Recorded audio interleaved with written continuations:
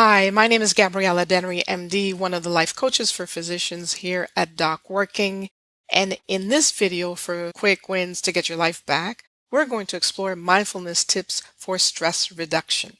The goal is to integrate these tips in what you're already doing in your day-to-day routine rather than adding more to your to-do list.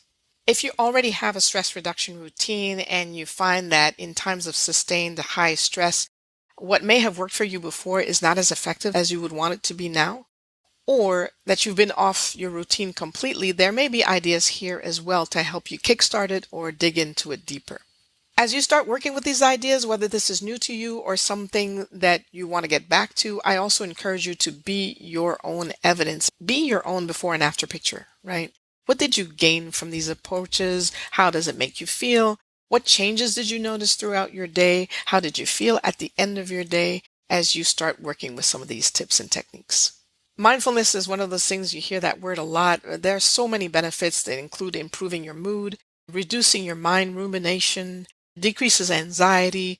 You become less reactive when situations come your way, and you find that your focus also has improved. So first things first, what is mindfulness anyway? Let's face it, the human brain really vacillates between two places. One, the past, where we tend to mull over what we didn't get to, what we didn't get done, what we should have gotten done. And then there's the future thoughts. What if I didn't pass the test? What if the flight lands late? And really mulling over things that frankly have not happened yet. And it brings a lot of fear and worry. So all those past thoughts and those future thoughts pile on a lot of emotional and mental stress and end up sapping your energy. Mindfulness, on the other hand, is really being in the middle. You're not in the past, you're not in the future, but you're right here, right now, in the present moment, and that's where we want to be. Zen master Thich Nhat Hanh, who was instrumental in bringing mindfulness to the West since the early 1970s, defines it as such. Mindfulness is a kind of energy that we generate when we bring our mind back to our body and get in touch with what is going on in the present moment within us and around us. Mindfulness is not hard work. It is very pleasant, relaxing, and we don't need extra time to do it. All right.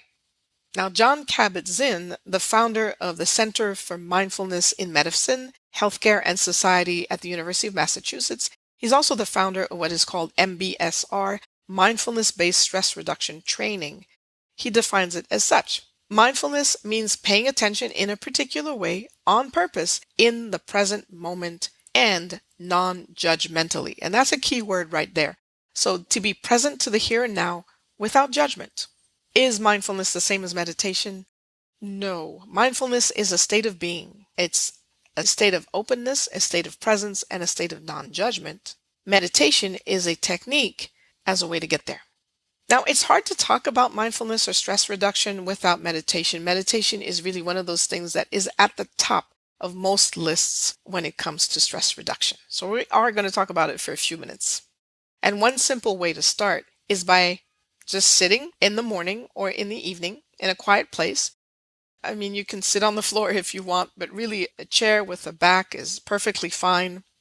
You can put one hand, one palm inside another, rest it on your lap, close your eyes, and just focus on your breathing and breathe normally. And that's it. You can have a different point of focus. So for example, you're focusing on your breathing, whether you're focusing, let's say, on the rise and fall of your chest as you breathe in and out, or you can focus, for example, on the sensation of air as it goes in and out of your nostrils. So those would be kind of two very simple points of focus for your meditation. And again, it can start with just 5 minutes, 10 minutes. Your mind will wander. Just accept that as part of the process. Again, without judgment. You simply bring your mind back to your breathing once you realize that it's gone to your to-do list. And that's okay. Now, there are many types of meditations, and there are wonderful meditation apps that you can find on your phone, and you have those tools to carry with you wherever you go. And these meditations can be guided. In other words, somebody is speaking to you as you meditate. There may be music in the background as well. So there may be other points of focus that may be helpful to you in remaining in the present moment. So enjoy the exploration. So you may have said this many times, and frankly, I've said this myself many, many times. I tried to meditate, but my mind is just too busy. And that's very true. One way to calm the mind before meditation is physical exercise. And if that's not always possible, and a lot of times it just isn't, that's okay. I'm going to make 3 more kind of quick tips, suggestions as to how you can kind of break that busy mind cycle. Number 1, take a breath. Now, have you ever noticed that when you take that deep breath or you sigh deeply, those are the moments where, I don't know about you, but I realize how shallow my breathing can be, that I'm just breathing from the neck up and not aware of it. Deep breathing has been shown to decrease your heart rate, decrease your blood pressure, and it also dissipates feeling of anxiety, and you can make breathing very deliberate. And there are wonderful breathing techniques, and we're going to talk about belly breathing, which is one that I teach to my coaching clients. And so you can do this lying down, sitting down, or sometimes, you know what, if you're belly breathing standing up, that's fine too. You put one hand on your chest and one hand on your abdomen right below your ribs. And you take a deep breath in through your nose. And what you're shooting for is for your abdomen to expand as you breathe in. And as you breathe out, your abdomen will deflate. And it really as simple as that. And usually what I'll do also is have them add a pause in between the in-breath and the out-breath. So breathe in, hold it, breathe out. And you want to empty out your chest cavity as much as possibly can. And your hand on the abdomen will go down as you go through it. If you need to push your abdomen a little bit to help the process, that's fine too. The goal is to breathe in, let's say on 4 counts, and you're breathing out on 8 counts. So double the exhale as you do the inhale as a way to relax and feel calmer. And you do that for 3 or 4 cycles. At first, you may find that you start getting a little swimmy-headed, as some of my patients would say, a little dizzy, and just go back to your normal breathing then. And as you get used to it, then your ability to do more cycles will expand. There are also wonderful breathing apps that you can find on your phone that will actually help you time your breathing in, how long you hold your breath out, and different styles of breathing as well, because different styles will help with different situations. And so again, enjoy the discovery, enjoy the exploration, and have that as your toolbox. You have that on your phone, you can bring it everywhere you go. The second quick tip I want to share with you is called a walking meditation. You are wide awake, walking around as you usually would, but for a few minutes, focus your attention on, let's say, the sensation of your foot inside your shoe. If you have an opportunity to go barefoot for a while, what is the sensation of the floor under your feet as you move around, as you go from heel to toe? Is it warm? Is it grainy? Is it cold? Focus on the sensation in the here and now with that particular activity. Again, it's just a few minutes, 3 minutes, 5 minutes. If you want to do it longer, that's fantastic. Now, this particular kind of meditation, waking meditation with walking, for example, you can apply that to anything else.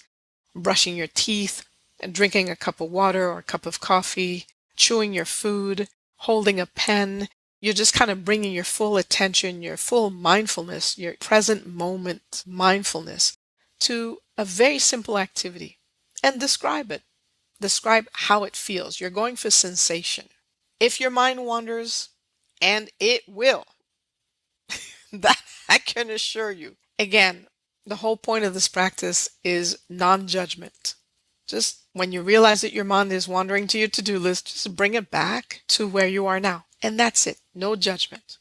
That's it. And finally, I want to talk to you about a very simple, quick thing, free writing, which is really very powerful, actually. A pen and a piece of paper, and that's it. And this is something I also work with my clients, especially coming into a session and there's a lot of anxiety to start with. I'll have them grab a pen, a piece of paper, just write every thought that crosses your mind right away. Don't hesitate. Get it out of your system right here, right now. And I encourage them to also do this on a daily basis. And this is something I do as well. First thing in the morning, I jot my thoughts down, and that way it helps me get clearer for the rest of the day and really get an idea of what is it that I want to tackle today, what do I want to prioritize today, and what can wait till either the afternoon or the next day or the next week everything that's in my mind right now absolutely necessary to deal with right in this moment or right today. Let me start working with prioritizing my list. And so write whatever crosses your mind, your fears, your doubts, your worries, in addition to tasks and to-do lists. Just write it out. Now, the feedback I get from my clients when I put them through this exercise and they do it at home on a regular basis is twofold. One, some of them find that they sleep better, especially if they do this in the evening. After the end of the day, just get rid of the cobwebs that may be lurking in your head, put them down on a piece of paper, and that's it. And also, it helps alleviate anxiety. That's the second feedback. It just helps them feel calmer. It helps me feel calmer as well. So let me wrap this video up with a couple food for thought items. You want to set yourself up for success. Keep it simple. Use some of these tips that you can incorporate in your daily routine. As Thich Nhat Hanh said, you want to make it fun, it's relaxing, and you don't have to work extra hard for it or find extra time for it. Now, if you do include meditation, which will need a little bit of dedicated time, and I really hope you do, like a sitting meditation, focusing on your breathing, for example, or using an app for a guided meditation, start with 10 minutes a day, 5 minutes a day even, and then start growing, either increasing your time by 5-minute increments or 10 minutes in the morning, 10 minutes in the evening. You're not striving for perfection. Like learning the guitar, it really takes practice, it takes patience, and it starts with one note. Finally, remember above all to be patient with yourself because you are building that mindfulness muscle, that stress reduction muscle, something that you can use every single day in your daily walk, in your daily activities. And hopefully these tips are useful. They help you relax and reduce your stress. And thank you so much for watching.